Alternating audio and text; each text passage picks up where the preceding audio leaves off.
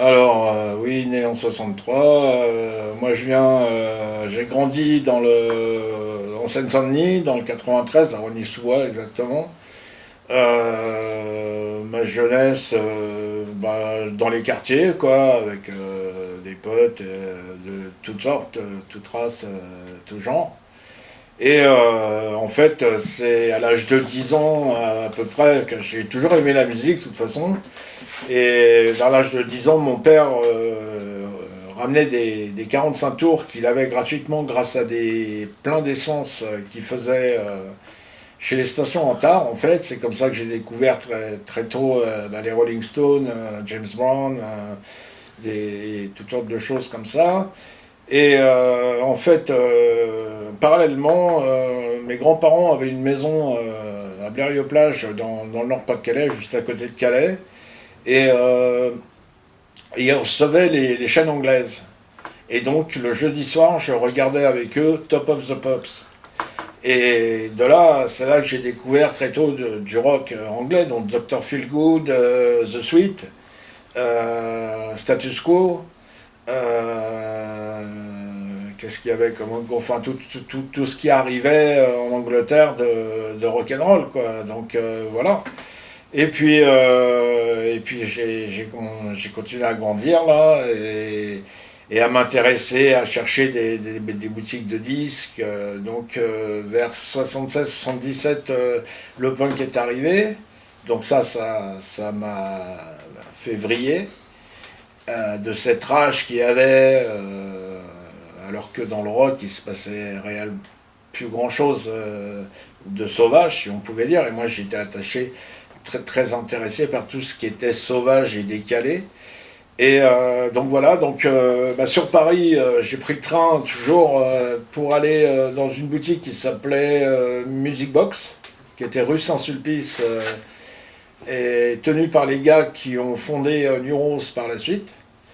Et voilà, donc je me suis intéressé à tout ça. À partir de 79, j'ai acheté l'album Nevermind the Bollocks, j'ai acheté l'album des Dead Boys, Young, Loud and Snotty, qui sont pour moi les meilleurs albums punk qui existent depuis toujours. Et puis je suis parti en Angleterre, là j'ai commencé à faire des allées et venues de plus en plus fréquentes. Et puis j'ai monté mon groupe, un premier groupe début 80 qui s'appelait Les Martyrs, première vocifération.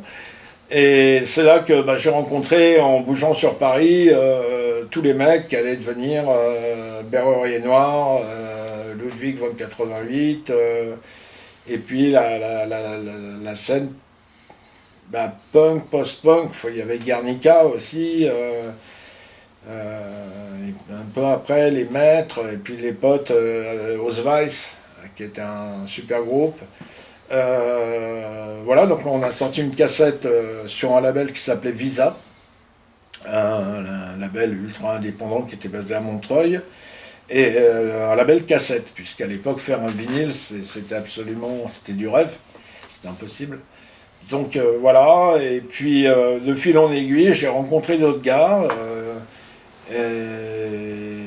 des gars de Rosny aussi, qui étaient de Seine-Saint-Denis, du 93 comme moi et tout, et qui étaient branchés punk et musique assez intense, quoi. Donc en fait, cette trouvaille avec Michel Bassin, Alain Fornazari et David Lebrun, ça a été assez incroyable parce qu'on s'est trouvé qu'on avait les mêmes goûts.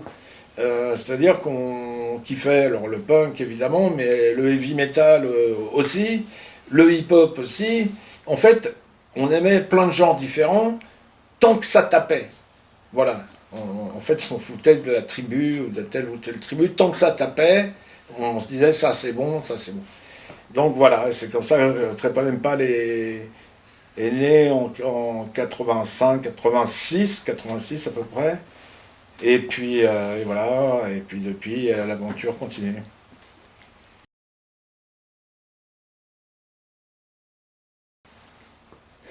Mes premières découvertes musicales, je viens d'en parler, ça a été des groupes de rock euh, la base, quoi, les Stones, James Brown, mais aussi Status Quo, The Sweet, j'aimais bien le glam rock, T-Rex, les choses comme ça, David Bowie évidemment, euh, les Stooges plus que tout même. Mais mes idoles,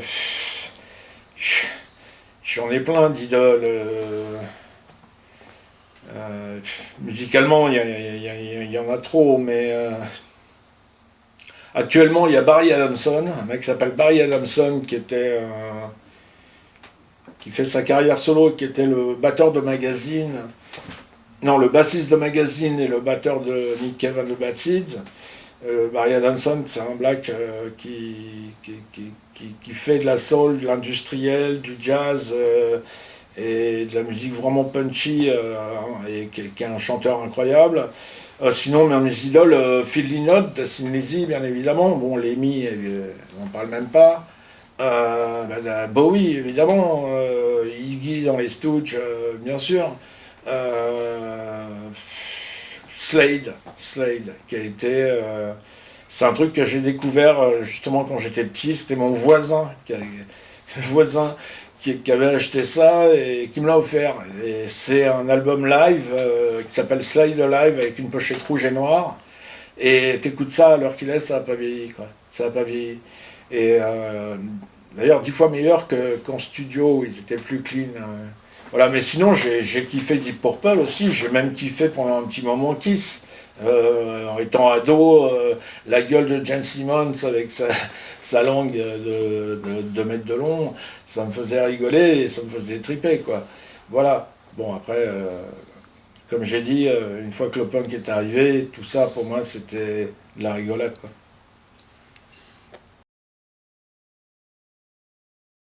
Oh là,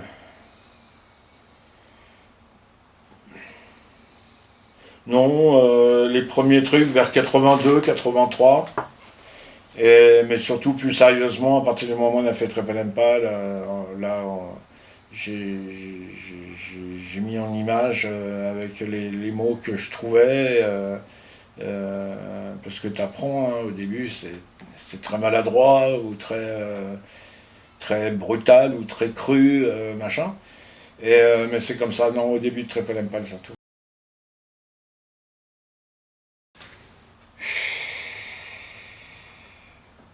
Le premier concert que j'ai fait,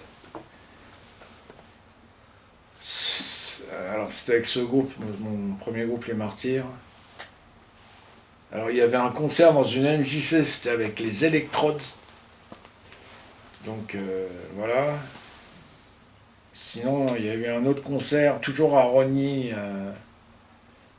euh, où tous les potes de Paris avaient débarqué, ce qui avait fait un effet bœuf dans la cité. Mais tout s'était très bien passé, il n'y avait aucune embrouille. Euh, non, moi, vaguement, ce concert avec les Electrodes, là, dans une AMJC, vaguement, ouais. J'ai quelques trous de mémoire quand même.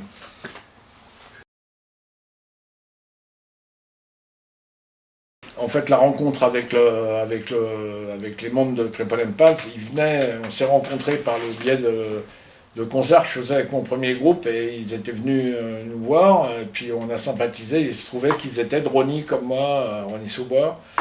Euh, et on est devenus potes et très proches. Et en fait, il s'est fait naturellement on avait les mêmes goûts pour la musique, c'est-à-dire en tout genre. Là. On kiffait le punk rock, le heavy metal, mais même le hip-hop, même certains trucs disco, qu'importe, tant que ça tabassait, quoi. Tant qu'il y avait de l'énergie, ça nous faisait kiffer. Et donc on aimait aussi ce qui était sombre, évidemment, d'où le fait on a très rapidement, on s'est intéressé à ce qui se passait dans la musique industrielle, qui était très répétitive et très agressive. Et voilà, en parallèle, le hardcore punk avec Black Flag, Discharge, ce genre de groupe, quoi. Alors, bah, l'idée de monter le groupe, bah, moi je faisais ce groupe avant comme ça, quoi. Et puis il s'est trouvé que David Lebrun était batteur.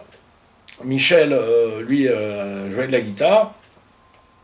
Et il y avait un autre pote, Alain Fornazari, qui jouait de la basse. On s'est dit, bon, bah, on est quatre, bon, on va tenter des trucs, quoi. Et puis on est parti en répète. On répétait à Port-Chaumont, dans un petit local qui s'appelait BMT. Là où on a fait notre première démo, d'ailleurs, une démo 2 pistes. Et puis il s'est trouvé qu'on s'est dit, bah tiens, ça tient la route ce qu'on fait.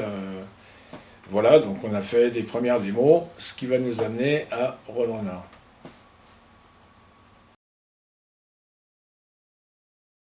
Alors, la symbolique zéro, c'est-à-dire que, oui, oui, zéro, je peux te le dire clairement, en fait, on voulait un nom qui ressemblait à rien. Mais en fait, je pense qu'il y a plein de groupes qui se disent ça. Tout le monde a envie d'avoir un nom original. Voilà. Nous, on voulait un nom qui sonnait pas clairement punk, clairement metal, clairement ci ou ça. Et c'est David qui a trouvé le nom, Triple Impal. Tiens, Triple Impal, donc on se redisait, tiens, je suis allé voir Triple Impal, ah tiens, il y a Triple Impal, machin, et on trouvait que ça sonnait pas mal. Donc on s'est dit, bon, on prend ce nom-là, et puis voilà. Mais bon, après, la définition, c'est le virus qui donne la syphilis. Hein.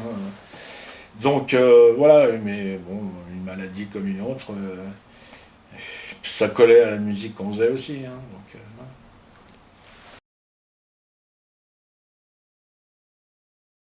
voilà, alors,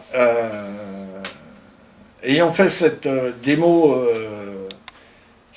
une cassette démo, une maquette démo 2 pistes, avec un mec incroyable qui s'appelait Didier Tillit, qui a produit Les Garçons Bouchers, des trucs comme ça, des groupes de l'époque aussi.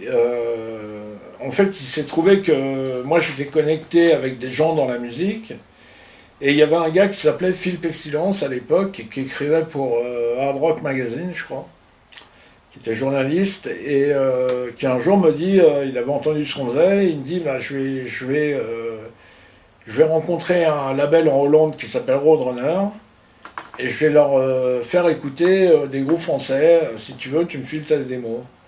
Je dis, bah ok, prends la démo, et puis on verra bien, quoi. Et bah, une semaine plus tard, il revient, et sur les groupes qui avaient été proposés, c'est nous qui avions une proposition de contrat. Donc là, c'était un choc. Enfin, un choc, parce que Roadrunner n'était pas connu à l'époque. Il démarrait. Mais en fait, on a très vite su qu'ils allaient avoir et qu'ils avaient un bureau dans chaque pays. Et qu'on allait donc être distribué dans le monde entier. Alors que, hormis cet intérêt de ce label, absolument personne ne voulait de nous, quoi. Mais personne. En France, la scène punk alternative, tout ça, c'était pas leur truc. On chantait pas en français, c'était pas festif, voilà. Donc voilà. Et donc il revient, donc il me dit voilà, c'est une proposition de contrat. Donc on a quand même vu un avocat. Alors c'était un contrat de malade, hein. C'était un contrat de 7 ans, 7 albums. Le truc que tu ne fais jamais. C'est-à-dire, c'est impossible de faire 7 ans, 7 albums. Voilà. Mais on a très vite compris que ça restait contractuel, que ce ne serait pas la réalité. De toute façon, c'était impossible. Et donc on a signé, et puis bah, c'est comme ça qu'on s'est, donc, comme je viens de dire, on s'est retrouvé distribué dans le monde entier. Et de là, bah, être reconnu par des groupes. Et donc on a commencé à tourner à l'étranger énormément. Donc Angleterre, Allemagne, Hollande, voilà. Et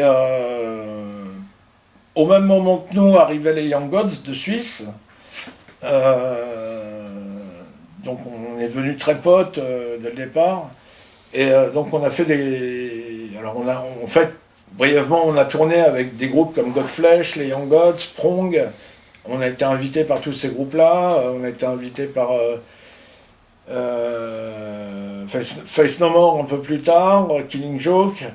Et puis Rapport à Ministry, ça c'est pour les États-Unis. Là c'était pas Triple Impal, c'était moi et Michel Bassin. que Jürgensen nous a invités sur la tournée Lollapalooza, c'était en 1992, donc ça fait très très longtemps. Mais c'était une bonne expérience, voilà. Et puis bah, depuis on a suivi notre route, quoi, voilà. Alors Roadrunner, ça s'est arrêté quand même après 3 albums. C'est-à-dire que en fait, il commençait à déconner vis-à-vis de nous, c'est-à-dire pas vouloir nous donner les moyens qu'on avait besoin, nous demander de tourner avec des groupes avec qui on n'avait rien à voir et que c'était du temps perdu. Et voilà. Et il s'est trouvé qu'ils ont fait une erreur contractuelle. Ils ont oublié de nous demander une nouvelle démo contractuellement. Et en fait, un mec de Hollande m'appelle, on était sur un festival, il m'appelle et il me dit ouais, je vais te faxer un avenant à un contrat. Il me dit il faut que tu me le signes et tout parce que sinon c'est avec le label c'est mort. Pensons que tu vois, pensons j'allais mordre à l'hameçon, quoi, tu vois. Et là, je me suis dit, mais attends, c'est incroyable ce qui se passe là. Donc de là, le mec, je lui dis, bah attends, faut que je parle à mon manager, machin. Là, j'appelle le manager et il me dit, ouais, je suis au courant, heureusement que t'as rien répondu, on répond rien. Et là, dans quelques jours, on est libre. Et on s'est retrouvé libre. Et de là, c'est là qu'on a fait écouter les nouvelles maquettes pour le 4e album ailleurs. À Sacha Konietzko de KMFDM, qui lui a fait écouter ça à Danny Goldberg, un mec de Mercury USA, et qui a kiffé le truc. Et là, encore un coup de moule pour nous, comme avec Roadrunner. C'est-à-dire que ce qui s'est passé, c'est que Mercury USA ont appelé Mercury France en leur disant vous avez ce groupe français, là, Trépanène-Pâle, on les voudrait. Alors je pense que Mercury France s'en tapait complètement de nous, mais vu que ça venait des États-Unis, l'intérêt, ils ont dû halluciner. Et donc on s'est rencontrés et c'est comme ça qu'on a signé en major pour l'album Ailleurs. Voilà.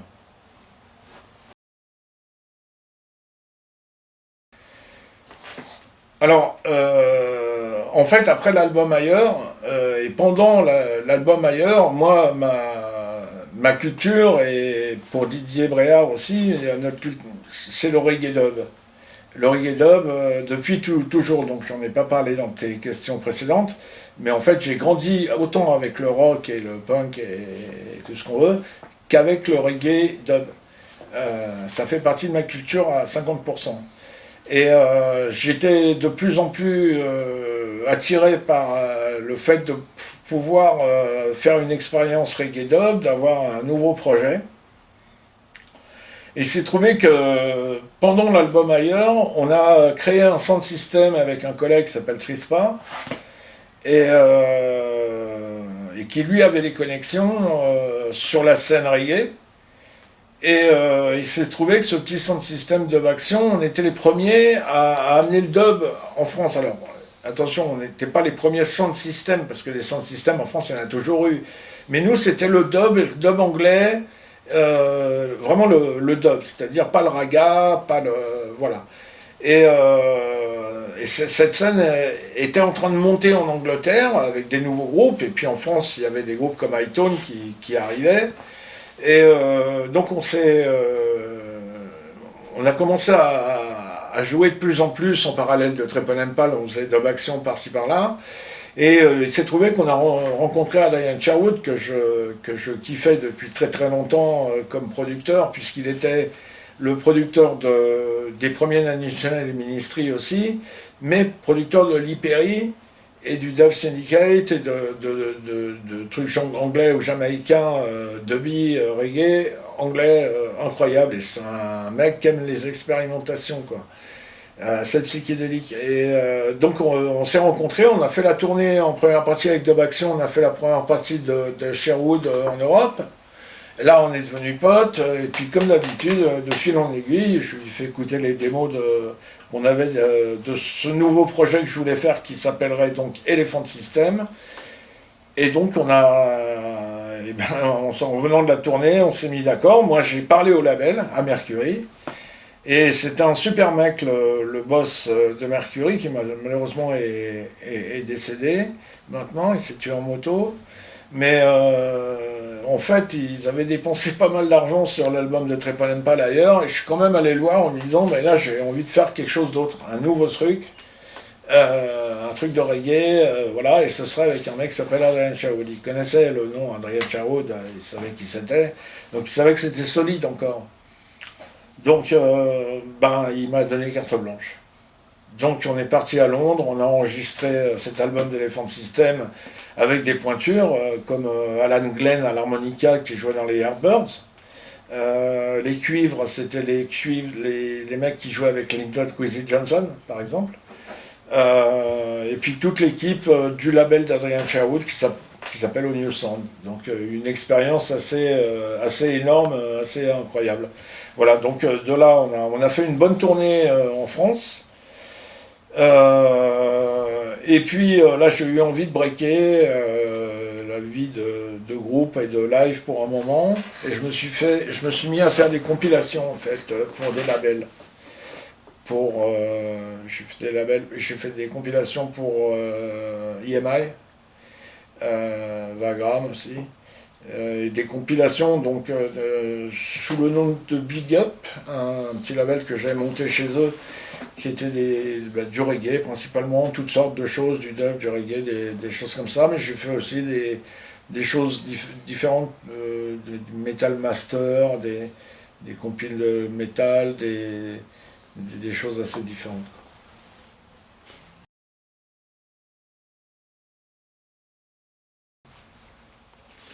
Alors, la création, on a commencé il y a 3-4 ans quand même. On a commencé à 3, donc toujours depuis qu'on a relancé Trepanenpal avec Didier, que Polak est arrivé en 2006, toujours à 3, donc tous les 3. On a commencé ça à 3, et là, Jean-Pierre Mathieu est venu nous rejoindre pour les basses, la production, la programmation de batterie aussi, et puis on avait travaillé ensemble déjà auparavant sur 2 albums auparavant, et il est très bon pour ce genre de musique, et très investi. Donc on a fait cet album à 4. Et donc il y a eu le Covid. Le Covid ne nous a pas vraiment ralenti parce qu'on échangeait par fichier, par internet, voilà. Et puis ben, on a fait une première version et puis on n'était pas satisfait, donc j'ai voulu refaire les voix, des textes, certains habillages des morceaux, certaines constructions des morceaux. Et puis voilà, donc ça nous a pris du temps, et puis au bout d'un moment on s'est dit stop, c'est bon, au bout d'un moment il faut s'arrêter. Et voilà. Et c'est là que on a démarché des labels, on cherchait un label français plutôt indépendant.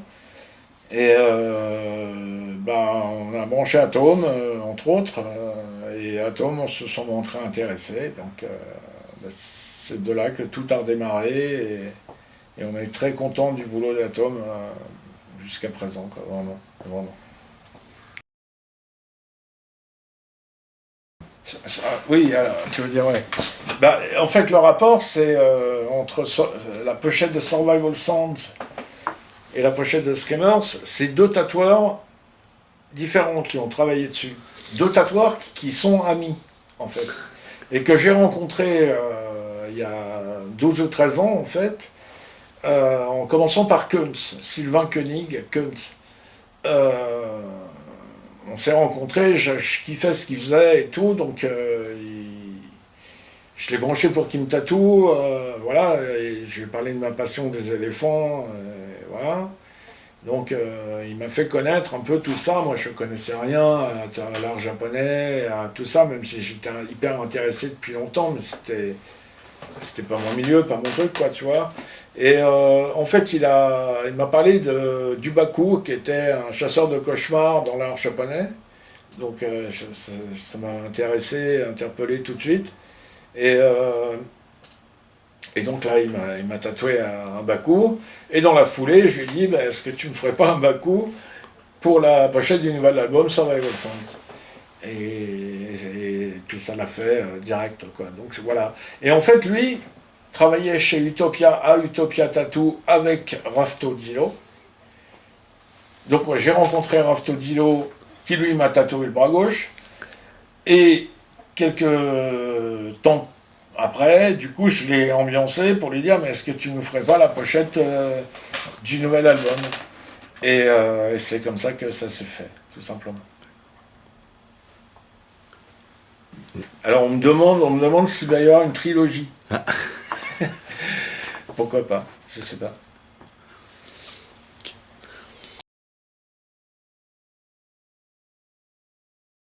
Alors 2008 c'est loin quand même, c'était un petit chapiteau, mais c'était très bien. Et puis 2013 très bien aussi. Par contre un peu tôt, on avait joué à 11 h du match je crois. Donc c'était un petit peu tôt, même si c'était rempli évidemment, mais pour l'énergie et pour même le public, je pense que voilà, là, cette année on joue à 14 h. Je trouve que c'est vraiment bien, un très bon horaire. Les gens sont pas trop bourrés encore. Ils sont frais, ils ont mangé. Donc ça devrait être carton, quoi, voilà. Mais très bon souvenir des deux anciens Hellfest, ouais.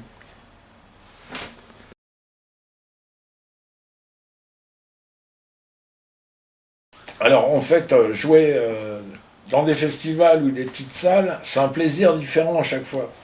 Donc on peut pas dire qu'on a une préférence pour les petites salles où tu sens les gens, tu sens le public, tu vois les têtes, les attitudes, si les mecs ils kiffent ou s'ils kiffent pas. Voilà. Maintenant, au festival, bah là, c'est une autre dimension, quoi. Donc là, tu sens plus le public, tu sens une masse qu'il faut convaincre.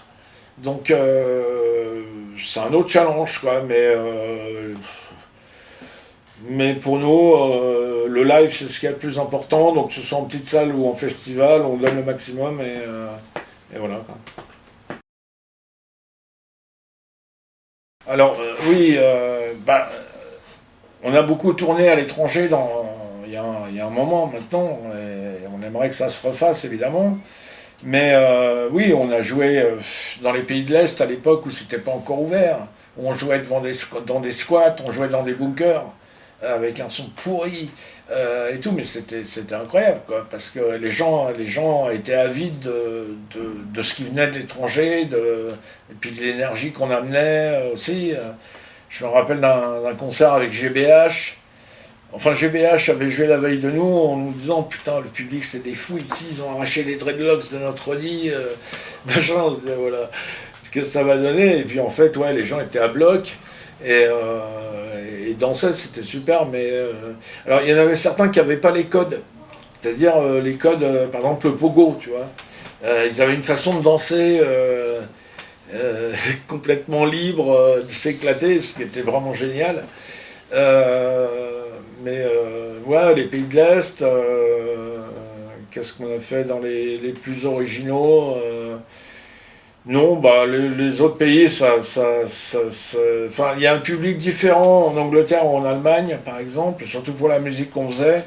Il y avait un public, on a toujours eu, nous, de toute façon, un public v- qui s'intéresse à ce qu'on fait venant de différentes tribus. C'est-à-dire que ce soit des punks, des gothiques, des métal, des hardcore, toutes les tribus là.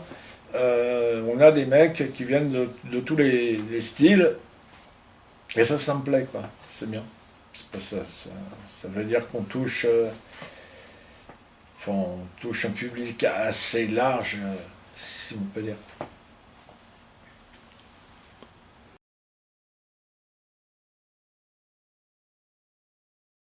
Alors non, en fait les premières invitations qu'on a eues, je vais te parler de ce qui avait de plus intéressant. Alors, On a tourné avec Godflesh en Angleterre, alors eux ils nous hébergeaient parce que là c'était à la route à l'époque, voilà, on était devenus très potes avec Godflesh, c'était toute l'équipe de Birmingham, c'est-à-dire les mecs de Napalm Death et tout ça c'est la même famille si on peut dire. Bon les Young Gods on était potes, quand ils avaient un maxi on avait une démo, quand ils avaient un album, voilà. Donc là, on a fait avec les Young Gods. Et là, par le biais de Roadrunner, comme j'ai parlé précédemment, quand l'album a été reconnu à l'étranger, Prong nous ont... en fait, on devait partir avec Sepultura, en première partie de Sepultura. Et je sais pas, moi je le sentais pas parce que Sepultura c'est très très métal, très classique dans un sens. Et nous, on était un peu décalés. Et c'est trouvé qu'une semaine après, cette proposition de Sepultura, Prong nous demande en première partie. Et Prong avait ses racines hardcore, un peu metal indus, machin, ça nous correspondait 10 fois mieux, quoi. Donc on est parti avec Prong. Et là, ça a été une expérience incroyable. C'est-à-dire que dès le premier pas qu'on a fait dans la salle, Tommy Victor, Parsons, ils sont venus nous voir, ils nous ont accueillis, ils nous ont mis le tour manager à disposition, le lighter à disposition, enfin, tout à disposition. Et quand tu commences à avoir de l'expérience, tu t'aperçois que c'est pas tous les jours comme ça, hein. Donc ça, c'était assez incroyable avec Prong.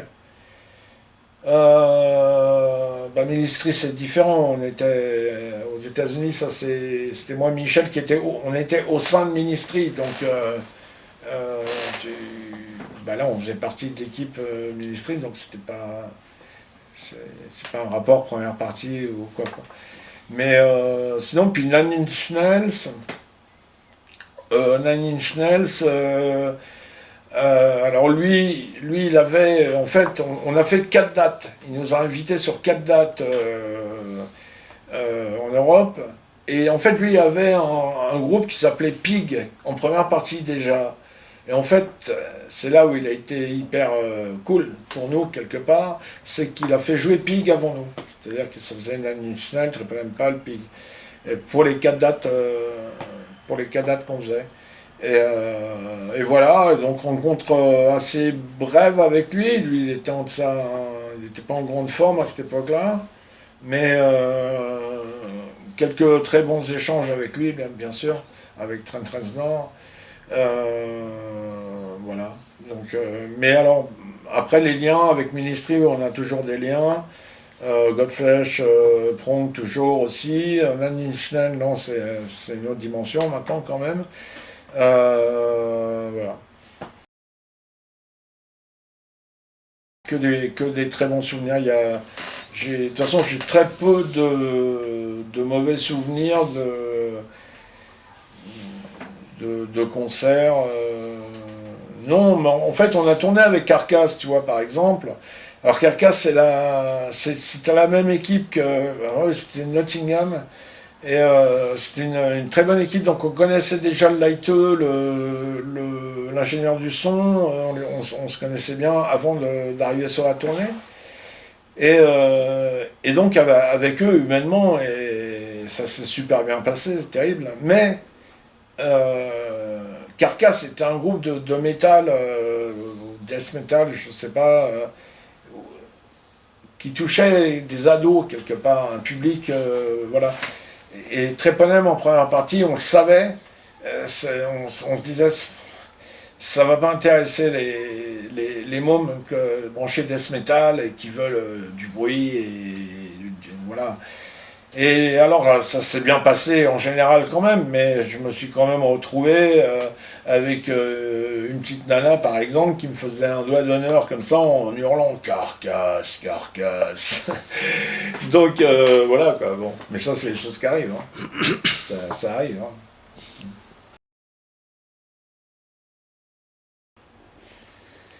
Ma devise,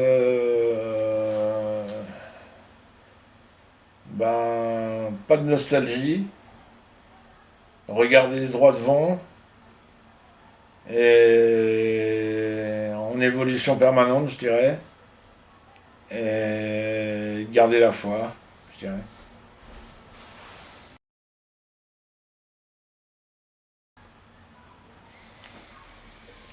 Alors un artiste avec qui j'aimerais ou je rêverais de jouer, euh, Nick Cave and the Bad Seeds, euh, Alice Cooper, euh, Barry Adamson.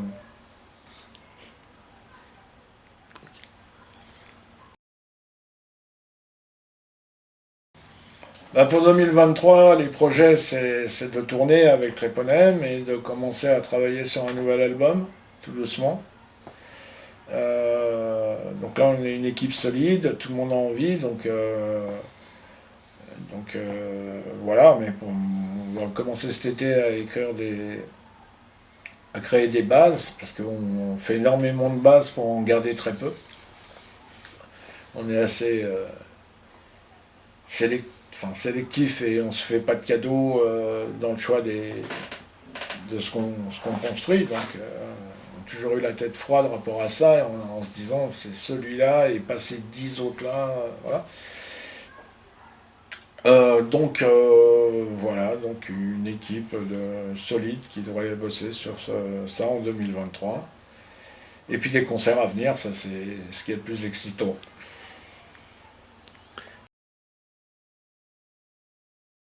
Alors,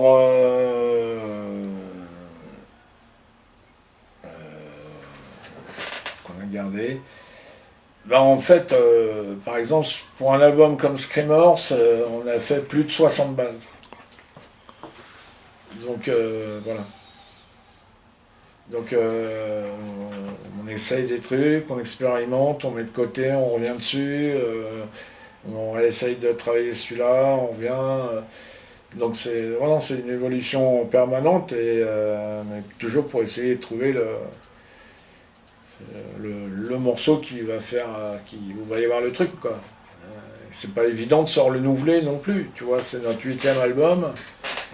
Se renouveler, c'est pas évident et on est content de l'accueil et de la réaction du public. Alors les gens comparent ce nouvel album Screamers à l'album Excess on Overdrive. Alors pour moi c'est quand même relativement différent, plus posé, mais il y a une niaque, une énergie dedans qui est proche de l'album Excess on Overdrive. Alors c'est dans un coin, dans un ordinateur, hein. Ouais. Mais non, parce que on essaye d'avoir des idées fraîches, des influences fraîches pour chaque nouveau truc qu'on va faire, qu'on va écrire. Et donc ce qui appartient au passé appartient au passé.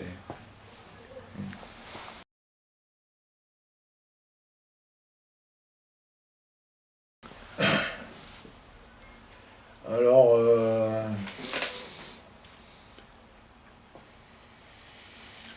un disque,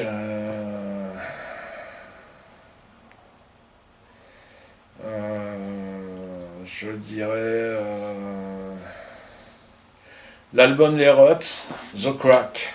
L'album Les Ruts, un groupe anglais 78-79 qui nous a marqué énormément, qui existe toujours évidemment sans le chanteur qui est mort il y a déjà longtemps, qui s'appelle Ruts d'ici maintenant, mais les Ruts, l'album des Ruts, ouais.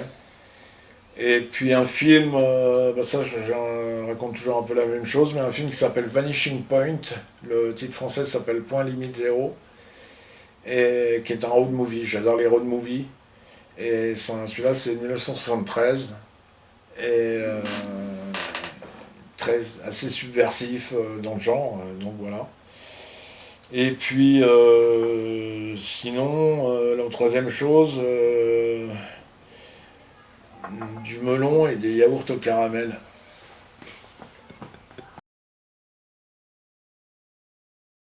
Bah, la jeunesse d'aujourd'hui, c'est plus dur, je pense, pour eux maintenant.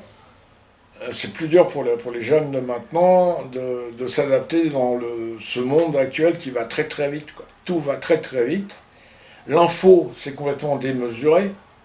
Donc on voit ce qui se passe à travers les téléphones. Alors on va parler de harcèlement ou de racisme ou de choses comme ça qui vont très très vite. Donc si tu es pris comme tête de Turc par exemple, ça peut aller très mal pour toi. Ça n'existait pas avant, évidemment.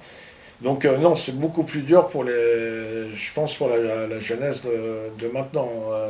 Nous, on n'avait pas toutes ces infos qui arrivaient, on avait le temps de découvrir les choses. Et là, par exemple, si tu aimes la musique, tout va très vite. Même en tant que musicien, par exemple, un nouvel album qui sort, ok, on va en parler pendant quelques temps. Dans 6 mois, c'est terminé. Faut déjà penser à faire du neuf, créer du neuf, apporter quelque chose de nouveau. Tout va très très vite, trop vite. En fait, ça va trop vite pour moi. Mais en fait, je m'en fous. Je m'en fous, je vais à mon rythme, moi. Voilà. Je me laisse pas démonter par ça. Je garde de la distance avec tout ça. Voilà, c'est important de garder de la distance avec tout, quoi. Voilà. Et garder le contrôle.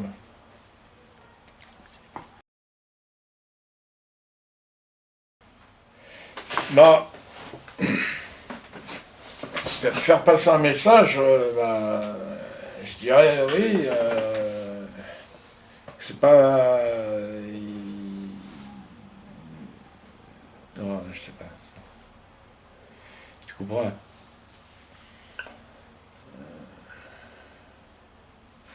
Le message, c'est un message de paix et de se dire, d'avoir envie de voir, si on peut parler aux jeunes ou plus moins jeunes, de vivre leur vie à fond, quoi. Et d'en profiter à 100% ou à 200%, en gardant la tête sur les épaules, évidemment, et en essayant d'être et de partager le maximum de tolérance possible, quoi. Et c'est ce problème qu'il y a pour moi dans cette société, c'est ce problème d'intolérance, de racisme et de cruauté quelque part gratuite qui moi, me mine par certains jours. Mais il faut garder, quelle que soit l'orientation dont on est, de couleur ou sexuelle ou qu'importe, de savoir rester libre et de savoir s'imposer en tant que personne libre. Ça, c'est très important.